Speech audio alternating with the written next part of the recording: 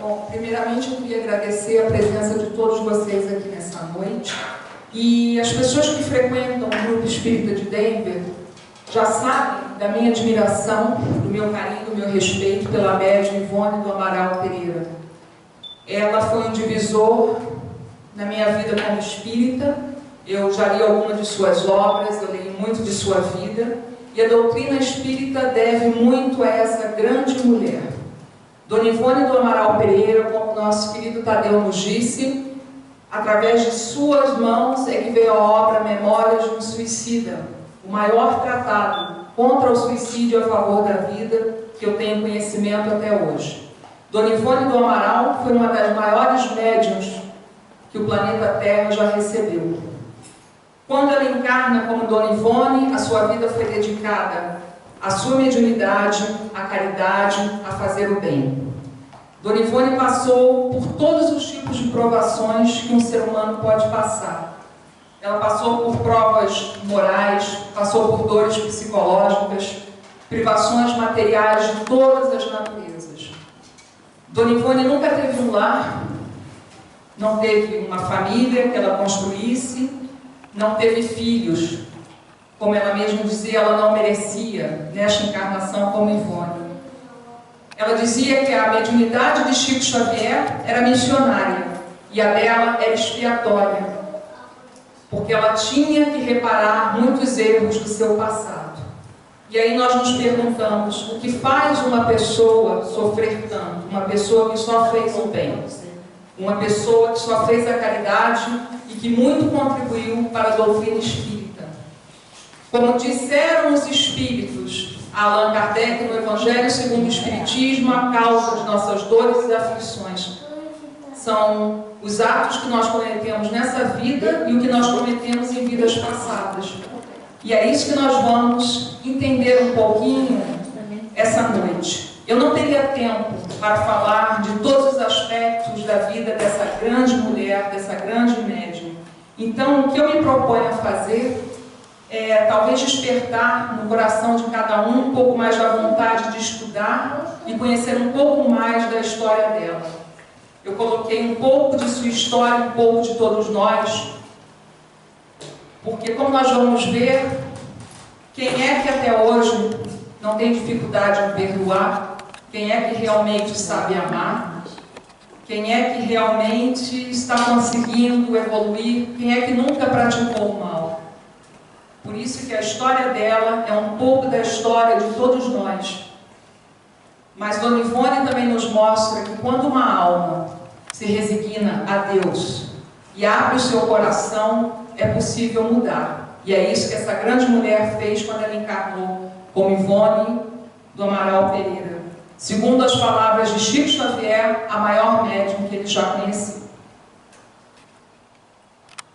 Dona Ivone nasceu no dia 24 de dezembro de 1900, na cidade de Vila de Santa Teresa de Valença, município do Rio das Flores, no estado do Rio. Filha do senhor Manuel José Pereira Filho, a senhora Elizabeth do Amaral, que eram espíritas. Ela nasceu num lar espírita. E desde o nascimento dessa criança, coisas estranhas aconteciam. Com 29 dias, ela teve o seu primeiro ataque de catalepsia e quase foi enterrada viva. Sua mãe, Dona Elizabeth, orou a Maria de Nazaré, intuindo que a criança não estava morta. Foi colocada na cabecinha da criança uma coroa de flores e um dos espinhos feriu a cabecinha da criança e ela despertou daquele estado de catalepsia. Aos 4 anos de idade, Dona Ivone já via e falava com os espíritos da mesma forma que eu estou vendo e falando com vocês.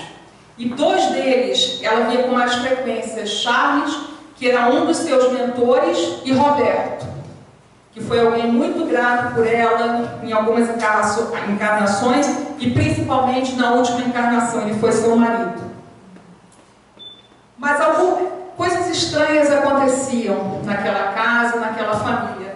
Dona Ivone não aceitava a autoridade de seu pai, ele não aceitava o senhor Manuel como seu pai. Ela perguntava: perguntava: onde está a carruagem? Onde veio meu pai para me buscar com a carruagem? Onde estão os meus vestidos de renda e de seda? Onde estão as minhas luvas? Onde estão os quadros na parede? E se nós pensarmos para uma família muito pobre, humilde, no interior do Rio de Janeiro, no início do século passado, eram exigências muito estranhas, muito diferentes para uma menina. Da onde vinha aquilo tudo? Mas por misericórdia de Deus, a Dona Ivone nasceu num lar espírita. Inclusive, em uma ocasião, o pai de Dona Ivone pergunta a uma médium quem era aquela menina, por que daquilo tudo. E ele obtém uma resposta que ela teve uma reencarnação com muitos problemas. Uma encarnação passada com muitos problemas.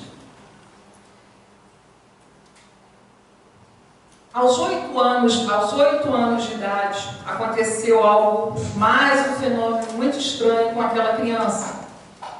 Existia uma igreja ao lado de sua casa, e ela, em desdobramento, aos 8 anos de idade, vai até a igreja, e a imagem de Cristo se levanta, vai até ela e diz que aquele seria o único caminho que ela teria. Então é preciso dizer, é uma imagem do Senhor dos Passos. Então é preciso dizer a vocês que não foi Cristo que apareceu a ela. Aquilo foi uma imagem criada pelos espíritos para que aquela menina tão jovem, apenas como uma criança aos 8 anos de idade, soubesse que o seu caminho seria de sacrifício, de sofrimento, e que Cristo seria o único caminho que ela poderia seguir. Ela sofreu muito. Ela tinha outros irmãos e ela teve que ir morar com a sua avó paterna, porque a mãe não tinha tempo de se dedicar totalmente a ela. Ela tinha crises, ela se lembrava de suas reencarnações passadas. Aos 9 anos de idade, ela fez tratamento de passes, ela já frequentava centros espíritas para tentar amenizar esses traumas trazidos do passado.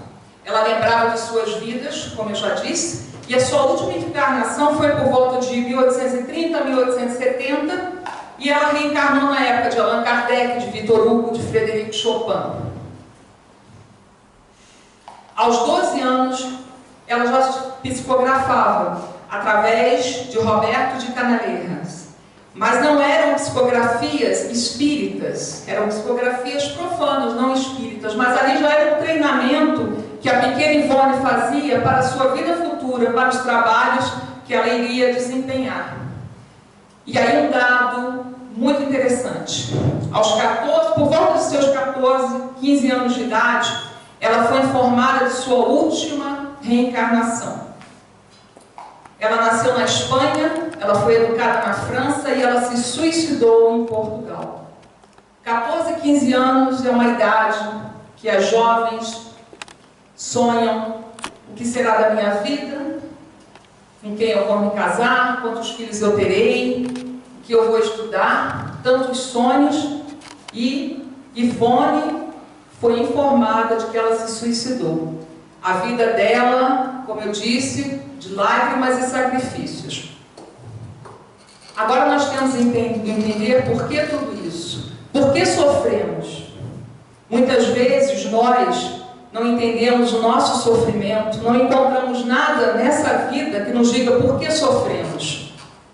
Mas como os espíritos disseram a Kardec, a causa do sofrimento, se não estão nessa vida, eles estão em vidas passadas. Então nós temos que ter resignação. Resignação não é acomodação. Resignação é aceitar as situações que a vida lhe coloca e a partir daí fazer o melhor que você pode. Se a gente for usar um exemplo dos atletas da Paralimpíada, quantos daqueles atletas perderam um braço, uma perna, mas tiveram resignação e se transformaram em atletas e transformaram as suas vidas? Quantas pessoas passam por um problema de saúde, têm resignação, mas o que eles fazem? Qual é o tratamento? E saem daquela experiência, às vezes, seres humanos muito melhores do que eram antes. Então, resignação não é acomodação. Dona Ivone nunca foi acomodada. Ela foi resignada. E ela disse que ela sempre amou e respeitou a sua mediunidade, porque ela sabia que esse era o caminho para a sua regeneração. Mas vamos entender por que tudo isso. E aí eu vou, em breves momentos, tentar explicar um pouco o que aconteceu nas suas vidas passadas, antes de eu falar um pouco do seu trabalho mediúnico, da sua obra literária. Eu não teria tempo de falar todos os detalhes e todas as histórias, mas são livros belíssimos. Todos os livros de Dona Ivone são de uma pureza doutrinária, são ensinamentos morais, são ensinamentos para o espírito que nos trazem muito alívio. Para entender por que essa mulher sofreu tanto, foi negado absolutamente tudo. Ela nunca teve um lar, ela sempre morou de favor. Ela era tão pobre que ela fazia os seus escritos, muitas vezes, num caixote à luz de velas. Ela passou por todos os tipos de provações, tinha essas crises de catalepsia, porque era assim que os espíritos atiravam no corpo para que ela pudesse fazer os seus trabalhos na espiritualidade. Aos 40, por volta de seus 42 anos, ou talvez um pouco mais, não nos disse porquê, mas ela passou por uma crise moral muito grande. Ela ficou 2 meses praticamente morta em cima de uma cama e os médicos disseram que ela não iria sobreviver. Foi necessário que a espiritualidade fizesse um tratamento para que ela continuasse. Mas as pessoas que viveram com ela dizem que ela foi uma pessoa, apesar de todo o sofrimento, não era uma pessoa triste. Porque as pessoas verdadeiramente resignadas não são tristes. Então vamos entender por que de tanto sofrimento, por que de tanta dor. E para isso teremos que voltar no ano 40 depois de Cristo, no reino da Pérsia, num reino perto da Pérsia, onde existia um rei, Sacarã. Ele era um homem cruel, ele era um homem terrível, ele era um homem que não amava ninguém. Ele possuía um harém com várias esposas, mas não amava nenhuma delas. Ele amava os seus estudos e os seus cães. Quando este homem faz 45 anos de idade, há uma festa e uma jovem grega de nascimento, lindíssima e muito audaciosa, que via este homem passar pelo reino passeando com seus cães, pede ao seu primeiro-ministro, ao seu secretário, que ela dance para ele nessa festa, porque ela quer fazer parte do seu harém. Ela não poderia fazer parte daquele harém se ela não quisesse, porque ela era grega, então livre, não era escrava. E ela entra bailando na festa desse jovem senhor. Ela tem 17 anos. E todos ficam espantados com a audácia daquela jovem, bailando daquela forma, na frente daquele homem que todos tinham medo. Mas ela disse que estava apaixonada por ele. Ele também considera muito audacioso daquela jovem, mas ele se encanta por ela. Como eu disse aqui, eu não tenho tempo de contar todos os detalhes. Vocês vão ter que ler as obras. O que acontece? Eles se casam. O amor entra no coração daquele homem pela primeira vez e eles se casam. E são felizes por um tempo. O nome dela é Lígia. Lígia é envenenada. E Sacarã, na loucura de achar o culpado pela morte da sua amada, comete crimes terríveis. Num ato de desatino, ele se suicida. A partir daquele momento, e isso está no livro Sublimação. O nome dos livros estão ali assim. A partir daquele momento, Lígia vai para outras etapas de sua encarnação e Sacarã volta, reencarna no seu reino, não mais como rei ou como nobre, mas sim como mendigo, sofrendo as consequências das duras leis que ele mesmo aplicou ao seu povo. Completamente uma vida de tristeza, de muito sofrimento. Mas é ali naquele momento que passa por ali um discípulo pregando já a boa nova, porque o cristianismo estava começando no mundo. E Sacarã se converte com todo o seu coração ao cristianismo. Ele contrai a lepra, mas resignado, porque ele já conhece a doutrina do Cristo e se consola com ela. Nós vamos encontrar esses dois personagens reencarnando várias vezes em Roma, sempre se procurando, sempre se amando.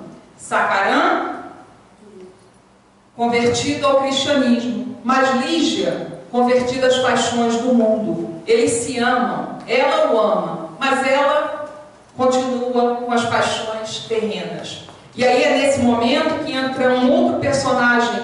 Lígia conhece um amante. E esse triângulo amoroso vai se encontrar por várias vidas. Passa o tempo. E aí no livro, Nas Voragens do Pecado, nos retrata o ano de 1572. E nós vamos encontrar Sacaram reencarnado como Carlos Filipe II, filho de Carlos Filipe I. Ruth Carolina é sua irmã.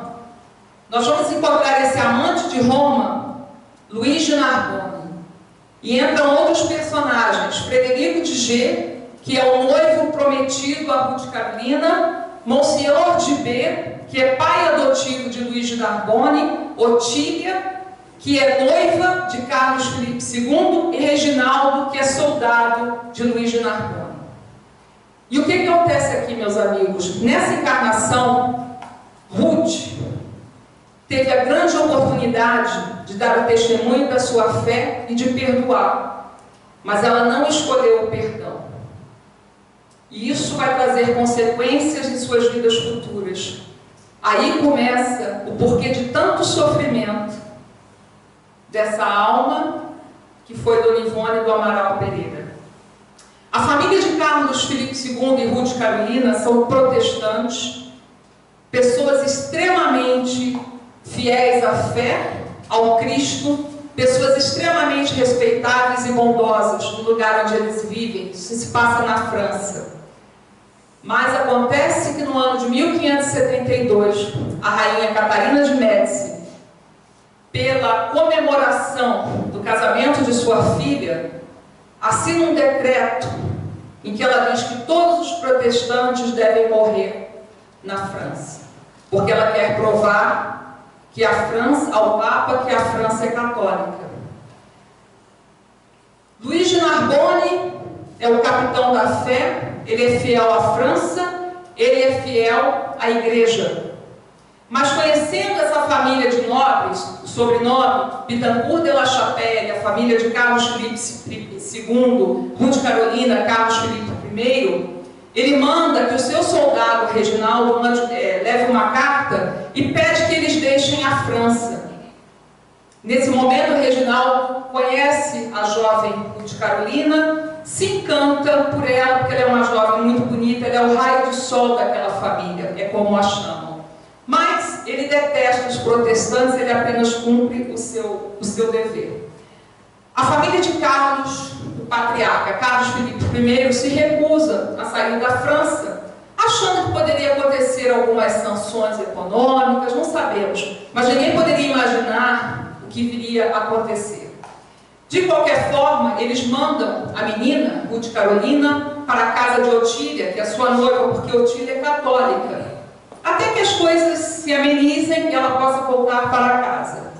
Mas, infelizmente, a rainha da França assina um decreto, e essa noite é conhecida na história como a noite de São Bartolomeu, onde todos os protestantes foram massacrados na França.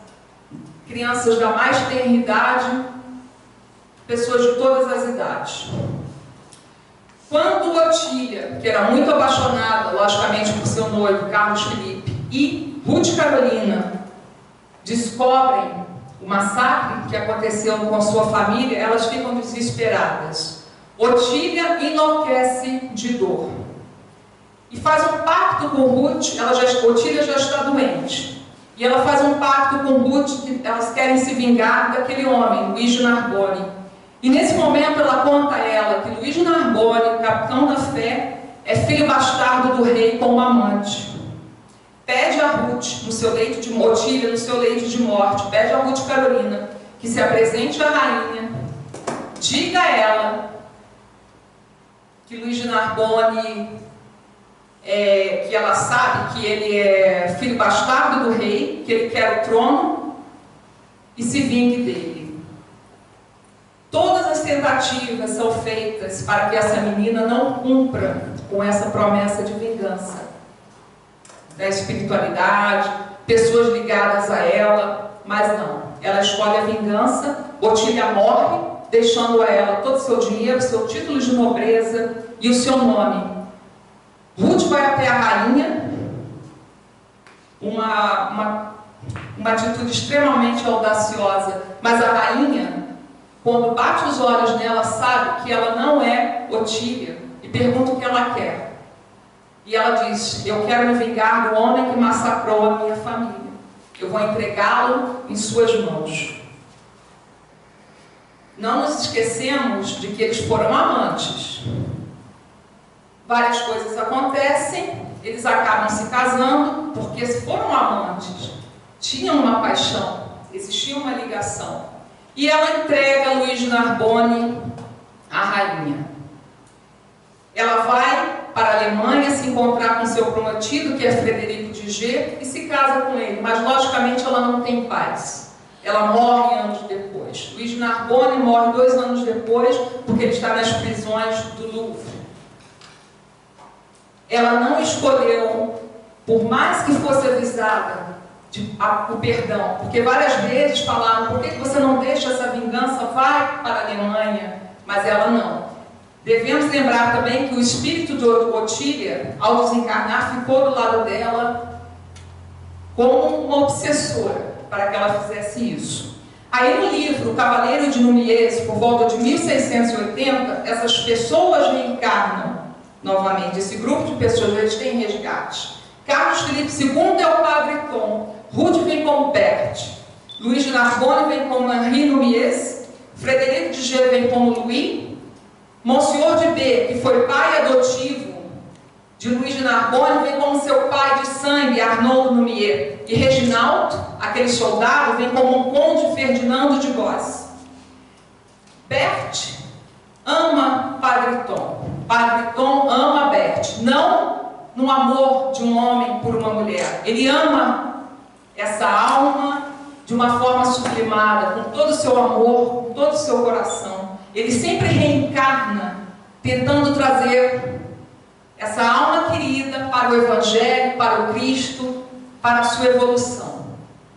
Berthe tem uma emotividade complicada. Ela é uma pessoa que ainda não sabe amar. Ela é criada com seu primo Louis, que foi o seu marido, Frederico de G, mas nas redondezas também Henri Núñez. As famílias eram famílias muito amigas e muito próximas. Várias coisas acontecem. Ela é filha de um nobre com uma criada, então ela é uma bastarda. Coisas acontecem, como eu disse, eu não tenho tempo suficiente de relatar todos os detalhes, mas ela vai morar com a família de Henri Núñez, porque Louis vai embora com seu pai, depois do falecimento de sua mãe. Louis é um artista, é um pintor. Ela ama a Louis, mas ela também ama Henri. Ela tem uma afetividade complicada, mas ela teve ligações com essas duas pessoas. É o resgate que eles deveriam fazer. Ela se casa com Henri, mas quando Louis volta, ela foge com ele. Eles se tornam amantes. Ela não consegue honrar o seu compromisso de esposa. Henri, enlouquecido, vai atrás da sua mulher, mas ela não volta com ele. Enlouquecido de dor, ele se suicida.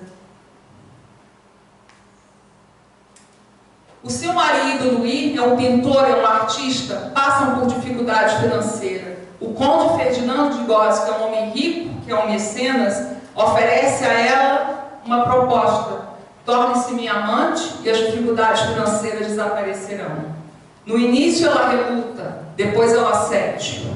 Quando seu marido Luís descobre, chama o conde para um duelo, mas ele é um artista, ele não é um homem de armas, ele acaba morto. O que ela faz? Ela mata o conde. Volta para a sua cidade, procura pelo Padre Tom, que fica estarrecido como ela pôde fazer tudo aquilo. Como aquela alma pôde se perder em tantos erros, mas ela já muito doente, muito enfraquecida, inclusive sendo procurada pelas autoridades, ela morre. Nesse momento, Arnaud Lumière disse que a alma dele iria até o inferno atrás dela, que ela nunca teria paz. E aí, meus amigos, essas pessoas se encontram para mais uma vez, pela misericórdia de Deus, tentarem se reeducar para o Cristo. E nós vamos ao drama da Bretanha, dessa publicação, e essa história se passa em 1804. Padre Tom, desse núcleo de Ruth Carolina, desde o início, é o único que pede para acompanhá-la. É um amor sublimado tão grande, ele pede para acompanhá-la, para resgatá-la sempre para o Cristo, para a evolução. Então, ele reencarna como Vitor de Guzman. Bert encarna como Andréia de Guzman, eles são irmãos. Arthur, que era Henri, e Alex também são irmãos. Ferdinando de Góes é Marcos Villiers. E Arnaldo Lumière, que era o pai, ele não reencarna, mas ele é um obsessor.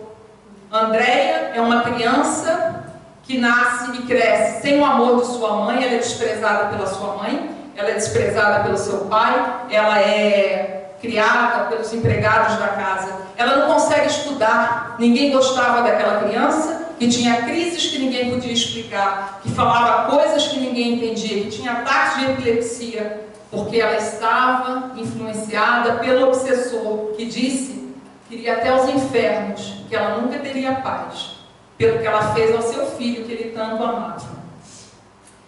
A família, Henri Lumière também se suicidou, e ele vem com muitos problemas de saúde. É uma família de nobres, e eles decidem que Andréia tem que se casar. Mas eles não sabem se ela casa com Arthur ou com Alex. E decidem por Alex porque Arthur tem problemas de saúde, tem crises. Inclusive, em determinado momento da sua vida, ele fica paralítico, consequência do suicídio. Ele tem muitos problemas de saúde. E ela fica noiva de Alex. No dia do seu noivado, o seu irmão, Vitor de Guzman, que é médico e que é um estudioso das ciências ocultas, que ele se interessa pelo mundo espiritual, volta de uma viagem do Oriente e na noite de noivado, Andréia tem uma crise que deixa toda a família perplexa e os convidados, porque ela dá gargalhadas, ela fala coisas que ninguém entende. Vitor, através de seu conhecimento, sabe que ali tem uma personalidade que não é Andréia. Ele a leva para o quarto e conversa com o obsessor, dizendo: por que você faz isso com ela? A minha irmã cresceu sem o amor de seu pai, sem o amor de sua mãe. Ela cresceu jogada pela casa.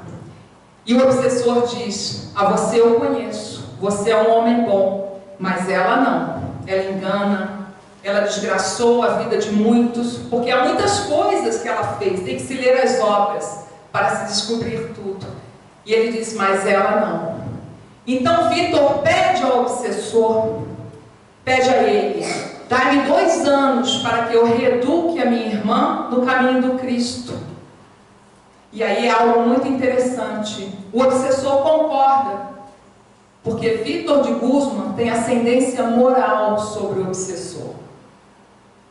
O obsessor, ele não é um homem mau. O problema dele não é com as outras pessoas. O problema dele é com aquela mulher que desgraçou a vida de seu filho. E é dado. E ele diz: por causa de Vitor, por você ser um homem bom, eu lhe darei os 2 anos. Mas ele faz uma advertência: mas eu estarei por perto, porque se ela fizer alguma coisa, eu voltarei com toda a força. Aquela menina sem beleza, sem vida, quando ela sai da influência de seu obsessor, ela ganha vida, ela ganha vigor. E todos ficam espantados como ela reviveu para a vida. Só que, apesar de todas as tentativas de seu irmão Vitor de reeducá-la para a lei do amor, para a lei de Deus, para a lei do Cristo, Andréia, quando tinha aquele vigor, toda aquela vida dentro de si, ela quer viver as paixões terrenas, mais uma vez. Ela se perde nessas paixões. Ela está noiva de Alex, e Alex precisa fazer uma viagem. E nesse meio tempo entra um outro personagem, que é Marcos Villiers, que foi o conde Ferdinando de Góes. Ele é um homem muito rico, ele é um homem muito bonito, ele é um homem muito galante. E ele tem uma propriedade perto da casa da família de Andréia. O que acontece? Eles se encontram nos passeios, nos bosques da vida, e começa ali um flirt, um relacionamento sem muita importância. Uma das criadas de Andréia chama a atenção e fala: senhora, a senhora está noiva. E ela diz assim: não, mas eu só quero me divertir com ele, não vai ter consequência nenhuma. Mas, meus amigos, numa noite, Andréia sai noiva de Alex, e ela volta amante de Marcos Pilier. Ela engravida. E quando a família descobre, exige que ela se case com Marcos. E ele quer casar com ela, porque ele se apaixona por ela. Ele realmente se apaixonou e ele está disposto a mudar a sua vida. Ele está disposto a ter aquele filho e mudar de vida. Mas ela não aceita. Ela não aceita de maneira nenhuma. Ela diz que não vai se casar com ele, que ela não aceita aquilo. E numa noite, completamente subjugada pelo obsessor, que diria que se ela fizesse algo, ele voltaria com toda a força a um acontecimento. Andréia sai correndo, seu pai, seu irmão e Alex correm atrás dela, mas ela se suicida. Ela se joga de um penhasco e cai nas águas. Mas o suicídio de Andréia foi por causa da influência de seu obsessor. Então é um suicídio que teve um atenuante, mas teve também um agravante, que ela estava grávida. Então ela também matou o seu filho. E aí na obra Sublimação, por 1856, nós vamos encontrar Victor reencarnado como Ramiro Montalbán, um médico, um homem que só faz a caridade, um homem que trata dos doentes, um homem que tem um hospital, que trata os doentes que não têm dinheiro. Ele é uma pessoa muito conhecida, ele é uma pessoa muito respeitada na sua cidade. Ele está noivo de Constância. Constância foi Otília, aquela mesma noiva de 1572. Ela volta.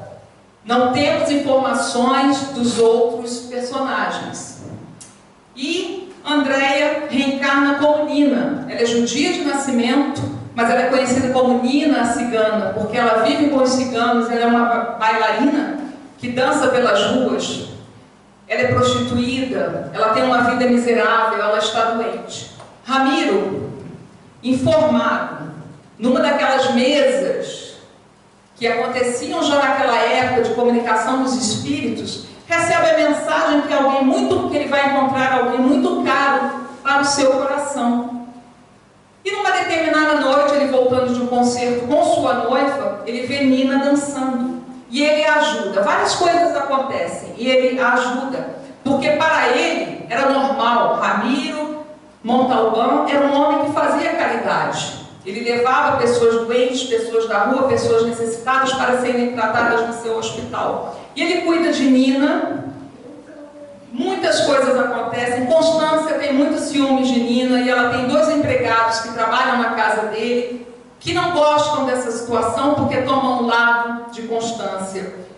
Ramiro vai fazer uma viagem e esses empregados maltratam muito Nina e a expulsam de casa. Ela acaba morrendo porque ela está tuberculosa e ela não teve o tratamento necessário.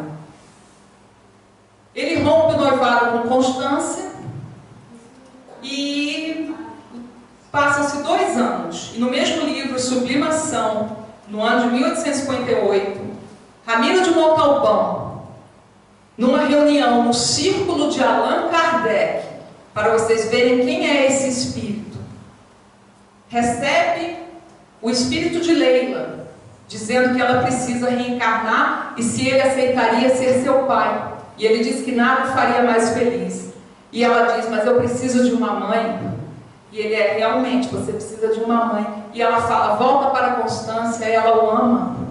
E ele diz: mas eu não vou voltar para Constância. Ele diz: mas ela o ama, eu também a amo, eu também gosto dela. Ela não fez por mal, e eu preciso de uma mãe.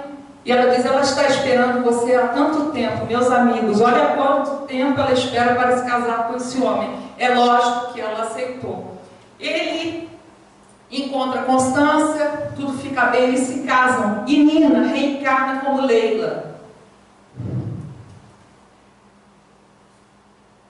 E aí, meus amigos, mais uma vez, essa alma peregrina do pecado tem a chance de se redimir pelas mãos daquele homem que tanto a ama, pelas mãos daquele homem que frequenta os círculos de Allan Kardec, a doutrina nascente naquele momento, aquele homem extremamente cristão. Leila recebe todo o amor, toda a educação de seus pais, e muito jovem, ela se casa com o médico Roberto de Canaleiras, que foi Luiz de Narbonne, que foi Henri, que foi Arthur. Ele é um médico e pesquisador do vírus do bacilo da tuberculose. Mas o que Leila faz? Mais uma vez, ela se rende às paixões terrenas. Ela tem uma filha, Lalita, ela abandona o marido e a filha e se deixa levar pelos prazeres da vida. Quando ela volta, ela descobre que o Roberto contraiu a tuberculose e se deixou morrer de desgosto, mas a filha também contraiu a doença e morreu. Nesse momento, Leila se suicida, não mais por influência de um obsessor, mas por sua própria vontade, porque ali ela percebe tudo que ela perdeu. É interessante notar que essa história de Leila, nós só temos informações, porque o Dr. Bezerra de Menezes não permitiu que essa história fosse contada em um livro, porque ele disse, chega, é muita humilhação, é muita dor para essa médium, agora chega. Um detalhe importante, esses livros não foram escritos nessa ordem cronológica, como colocamos aqui, para que a médium Dona Ivone não se desse conta de que aquelas personagens eram suas reencarnações passadas. Ela só soube disso em determinado momento da sua vida. Então, por aí vocês imaginam. Todos nós, a maior parte de nós, temos como misericórdia, recebemos como misericórdia de Deus o véu do esquecimento. Mas Dona Ivone não. Como nós vimos, muito nova, ela tomou ciência da sua última reencarnação e ao longo da sua vida, ela tomou ciência por que tanto sofrimento, por que ela tanto sofreu. E ela aceitou isso com muita resignação. O trabalho mediúnico de Dona Ivone é um trabalho que deve ser estudado por todos aqueles que querem se aprofundar na doutrina espírita, por todos os médiuns que querem estudar a mediunidade. Ela prezava pela pureza doutrinária. Ela dizia que era muito importante que no espiritismo não se colocassem elementos externos que não fazem parte do espiritismo. Ela nos chamava a atenção para que nós, ao adentrarmos no ambiente espírita, que nós usássemos o silêncio, porque ela dizia que um centro espírita não era lugar, não era uma associação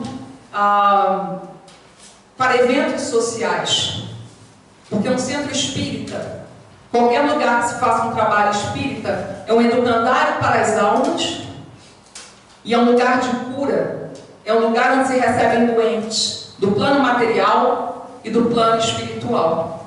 Há muitas coisas acontecendo, então ela prezava por isso, né? Pelo respeito à doutrina, pelo respeito a esse lugar onde nós trabalhamos. Dona Ivone falava da importância de se ler as obras básicas, as obras de Allan Kardec. Ela lia as obras de Kardec todos os anos, assim como faz Divaldo, assim como fez Chico Xavier. Hoje nós vemos muitos centros e muitos espíritas que não conhecem as obras básicas, mas é necessário, é importante. Ela disse que como médium, ela se guiava, e o guia dos médiuns é o livro dos médiuns. Ela nos deu lições de resignação e humildade. Durante toda a sua vida, ela sofreu mas ela aproveitou todos os momentos para se redimir de todos os seus erros e dar um grande passo para a sua reparação. Dona Ivone foi muito pobre, mas ela ensinava mulheres, naquela época, bordado e costura, e ela mesma dizia: quantas almas eu ajudei a reerguer, quantos lares eu salvei, porque naquelas aulas de bordado e costura eu também evangelizava. Ela causou tanto sofrimento, tendo a oportunidade de ajudar outras almas a se reerguerem. Dona Ivone, numa época em que o Espiritismo não tinha evangelização infantil, como hoje, né, como nós temos, ela evangelizava as crianças e os jovens. Vidente e audiente, ela via e falava com os espíritos. No seu livro Recordações da Mediunidade, existem casos lindíssimos, incríveis, de como era a mediunidade de Dona Ivone. Ela ajudava, era amiga dos obsessores, porque os entendia. Ela era amiga dos suicidas, porque ela também foi suicida. E ela disse que um suicida já tem a pior dor, que não tem mais medo de nada, porque ele já sofreu tudo que ele poderia sofrer. Existe um caso que ela morou entre Rio e Minas Gerais. Nunca teve uma casa dela, sempre na casa de alguém, sempre de favor. Em um determinado momento de sua vida, ela foi para Petrópolis, região serrana do Rio, numa casa um pouco afastada, e ela começou a ouvir barulhos na casa. Dentro daquela casa tinha um espírito de um suicida, um homem que tinha se suicidado com um tiro. Ela procurou os centros espíritas da região, mas ninguém a conhecia, ela também não conhecia ninguém. Dona Ivone ficou 1 ano naquela casa, tratando daquele espírito, daquele suicida, com a ajuda de Dr. Bezerra de Menezes. Dr. Bezerra de Menezes foi guia da médium. Mas o que acontecia é que o suicida, ele revive no seu perispírito todo o sofrimento daquele ato, continuamente, porque ele tem fluidos. E o que acontecia com a médium é que ela, quando o suicida revivia, ela sofria na sua carne tudo que ele sofria. Então o Dr. Bezerra de Menezes orienta, pedindo: você tem que magnetizar a sua água. Durante 1 ano ela ficou lá ajudando esse suicida. Ela tinha um caderno de orações, onde ela cortava, naquela época, os jornais davam o nome das pessoas que suicidavam, e ela copiava, colocava flores e orava por esses suicidas. Ela cariou muitos amigos no mundo espiritual. Receituário de homeopatia. Ela dava receitas médicas através do Dr. Bezerra de Menezes. E muitas vezes, apesar da sua pobreza, ela pagava do seu bolso remédio para aquelas pessoas que não podiam comprar os remédios. Os receituários eram dados por Dr. Bezerra de Menezes. Ela fez curas espirituais através do espírito de Eurípides Barçanufo. Era médium passista, efeitos físicos e materializações.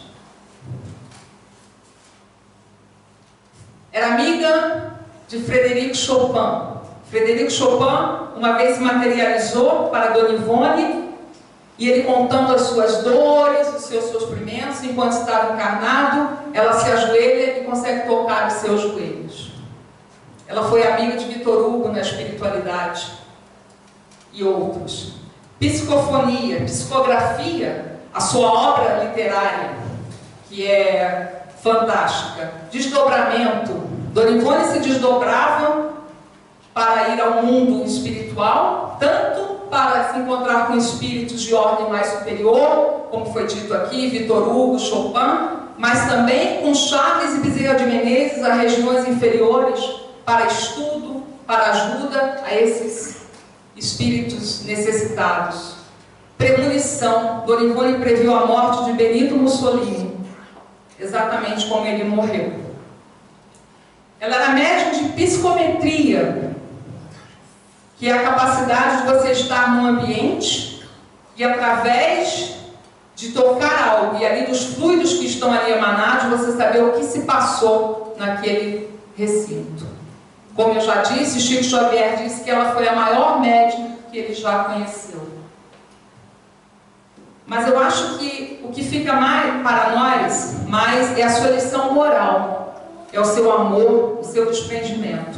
A sua produção literária não foi uma produção grandiosa como foi o Chico Xavier, em quantidade de livros, ou com média de Valdo Franco. Ela escreveu 20 livros e nós temos mais 4 livros inéditos que foram lançados pela Federação Espírita Brasileira. Mas todos eles, de uma grandeza, de uma beleza que todos devem ler. Ela psicografou Bezerra de Menezes, Tolstói, Victor Hugo, uma das histórias mais lindas, pelo menos para mim, que foi Amor e Ódio, é uma história de Victor Hugo, mas essa história foi ditada por Victor Hugo a Charles, e aí ele ditou a Médium, porque Victor Hugo disse que ela não estava pronta para receber a obra, então foi através de Charles, que também foi guia da Médium. A Tragédia de Santa Maria, escrita por Dr. Bezerra de Menezes, diretamente a Médium. Ela era conhecida como a Médium de Bezerra. E não podemos falar de Dona Ivone sem falar da sua obra, a obra pela qual ela veio ao mundo, Memórias de um Suicida. Porque Dona Ivone veio com a missão apenas de escrever esse livro, mas ela saiu tão bem que vieram as outras obras. Memórias de Suicida é o maior tratado contra o suicídio que nós temos até hoje. Esse livro foi escrito em 1926, mas ele demorou 30 anos para ser publicado, porque era necessário que viessem as obras de André Luiz pela psicografia de Chico Xavier. O movimento espírita não estava preparado, não tinha maturidade suficiente para entender Memórias de um Suicida. Eu não sei se vocês sabem, mas Memórias de Suicida é o livro que serviu de inspiração para a criação do CVV, o Centro de Valorização da Vida, que até hoje salva muitas vidas. Dona Ivone foi suicida, ela amou, como eu disse, amou e respeitou a sua mediunidade até o fim.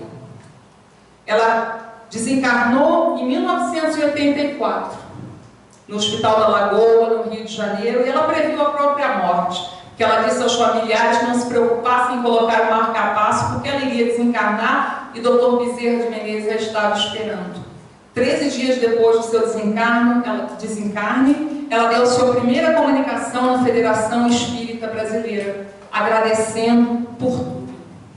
Aqui nós temos a foto de Dona Ivone, aos 14, 15 anos. Essa foto de baixo, ela tinha, acho que por volta de 44 anos de idade, e ali com Chico Xavier, e um pouco abaixo um cartão postal que Chico a enviou pelo Natal. Dona Ivone, Chico Xavier a chamou a heroína silenciosa, por toda a vida que ela teve, pela sua resignação, pelo seu silêncio, pelo seu sacrifício. Eu acho importante que se leiam as obras de Dona Ivone. Eu acho que ela é uma das maiores médiuns e ela é de uma importância muito especial para a doutrina espírita. As obras de Dona Ivone nos fazem pensar sobre a nossa própria vida, porque a história dela é um pouco da história de cada um de nós. Quem de nós que nunca soube perdoar? Quem de nós que sabe amar? Porque paixão não é amor, justiça não é vingança. Então a Dona Ivone, nesse ato de humildade, principalmente quando ela fala das suas vidas passadas, ela tem conhecimento disso, essas obras são publicadas, traz a ela com certeza muita dor, muita vergonha, mas num ato de muita humildade. Porque quando ela reencarna como Dona Ivone do Amaral Pereira, ela aí já é uma alma voltada para o Cristo. Ela nos deixa um legado que talvez nós não tenhamos ainda consciência. Porque, através dos seus exemplos que ela deixa, que nós para que não seja necessário que nós tomemos o cálice amargo que ela tomou, pelas escolhas que nós fazemos na nossa vida. eu acho importante, principalmente no mundo de hoje que nós vivemos, pensar e refletir sobre isso, né? Sobre o perdão, sobre o amor, sobre o melhor proceder na vida.